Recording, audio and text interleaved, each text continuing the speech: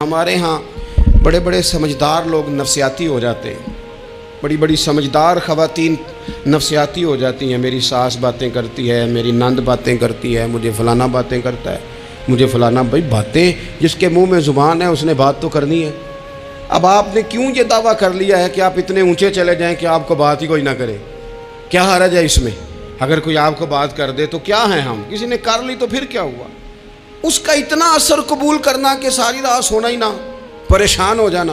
اور بعض لوگ ایسے ہیں جنہیں اتنی باتیں نہیں ہوتی جتنی انہیں ٹینشن ہوتی ہے۔ یعنی وہ دو بندے کونے میں کھڑے ہیں تو میری ہی بات کر رہے ہیں، اور بھائی وہ اتنا اہم نہیں ہے، انہیں کوئی اور کام بھی ہو سکتا ہے، تیری بات ہی انہوں نے کرنی۔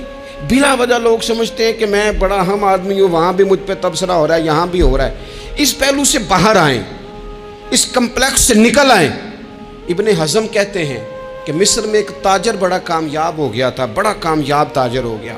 تو زندگی میں جتنے لوگ بھی کامیاب ہوتے ہیں ان سے حسد ہوتا ہے، اس سے بھی اس کے ارد گرد کے لوگوں نے حسد شروع کیا۔ اب تاجروں نے پلاننگ کی کہ اسے خراب کیسے کرنا ہے۔ وہ ایک دن اپنے گھر سے نکلا، سفید کرتا سفید پگڑی باندھ کے باہر۔ اب 5-6 لوگوں نے پہلے سے منصوبہ بندی کی ہوئی تھی۔ ایک صاحب اسے ملے، کہنے لگے ماشاءاللہ آج تو سفید کرتے پر سبز امامہ، سبز پگڑی بڑی ہی اچھی لگ رہی ہے۔ تو ہنس کے کہنے لگا لگتا ہے آپ سو کے اٹھ کے آئے ہیں، پگڑی تو میری سفید ہے۔ اس نے کہا چلو پگڑی تو سبز ہی ہے، باقی آپ نہیں مانتے تو آپ کی مرضی۔ وہ آگے بڑھا، تو اب کیونکہ پلاننگ تھی تو ایک شخص اور ملا، اس نے کہا کیا بات ہے، سفید کرتے پر آپ کا پیلے رنگ کا امامہ کیا جچتا ہے؟ اس نے کہا یار کو خدا کا خوف کر۔ ہنس کے کہا کیا ہو گیا، تیری اینک کا نمبر تو نہیں تبدیل ہونے والا ہوا؟ اور بھائی میں نے تو سفید کرتا اور سفید ہی امامہ باندھا ہے۔ اب 2-3 لوگوں کی دفعہ تو وہ مسکرایا، لیکن وہ ڈھیر سارے لوگوں نے منصوبہ بندی کی تھی۔ وہ جب چوتھے کے پاس گیا تو اس نے بھی کہا کہ کیا بات ہے سفید کرتے پر پیلے رنگ کے امامے کی؟ اس نے کہا پیلا کہاں ہے؟ اب وہ غصے ہونے لگا۔ اب وہ چھٹے کے پاس گیا تو اس نے کہا جناب کیا بات ہے سفید کرتا اور کالا امامہ؟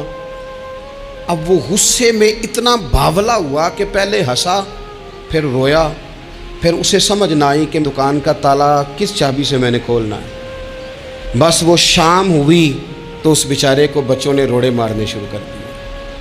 وہ اتنی تکلیف میں آ گیا کہ لوگ اسے پاگل کہنے لگے۔ کیوں؟ اس لیے کہ لوگ منصوبہ بند، افواہ تھی نا کہ میری طبیعت خراب ہے، تو لوگوں نے حال پوچھ پوچھ کر بیمار کر دیا۔ لوگوں کی باتیں، لوگوں کے تبصرے، لوگوں کے کومنٹس۔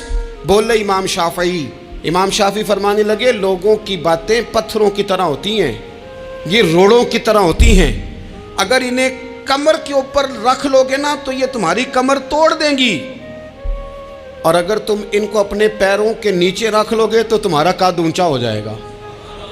بس دنیا میں وہ لوگ پریشان ہوتے ہیں جو لوگوں کی باتوں کو کندھوں پر سوار کر لیتے ہیں، جو پیروں کے نیچے رکھے، جو پاؤں کے نیچے رکھے ان کا قد۔ وہ پرانے زمانے میں نا عارف رومی رحمۃ اللہ علیہ فرماتے ہیں کہ ایک بیل گائے گر گئی تھی کنویں کے اندر، تو اب وہ لوگ اس کو نکال تو نہیں سکتے تھے، تو انہوں نے اس طرح کیا کہ مٹی ڈالنی شروع کر دی کہ اب بدبو آئے گی، پریشانی ہوگی، تو اس کو بند کر دیتے ہیں اندر ہی، کنویں کو کنواں نئی جگہ پہ کھود لیتے ہیں۔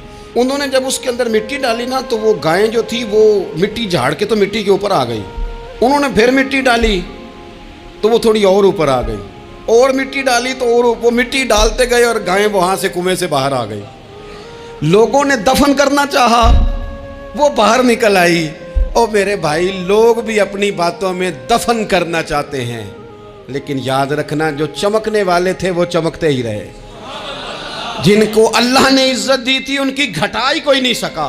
اتنی لمبی زبانیں کھول کے لوگوں نے صحابہ کے بارے میں باتیں کی، لیکن سورج چمک رہا ہے صدیق اکبر کی شان کا، عظمتیں دمک رہی ہیں فاروق اعظم کی، عروج ہے جناب فاروق اعظم کو، نگر نگر گلی گلی دنیا علی علی کرتی چلی جا رہی ہے۔